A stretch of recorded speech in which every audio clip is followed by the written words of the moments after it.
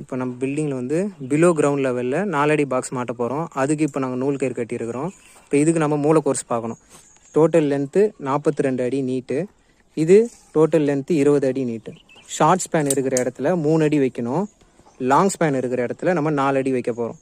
அப்போ பார்க்கும்போது இதிலேருந்து அந்த கோர்ஸு பார்க்கும்போது நமக்கு 5 அடி வரணும். இது 4, இது 3. அந்த ட்ரையாங்கிள் பார்க்கும்போது நமக்கு 5 அடி வரணும். இப்போ பார்க்கலாம்.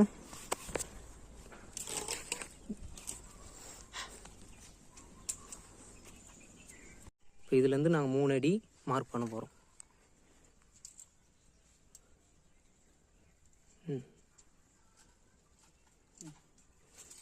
அப்புறம் இதுலேருந்து 4 அடி மார்க் பண்ண போகிறோம்.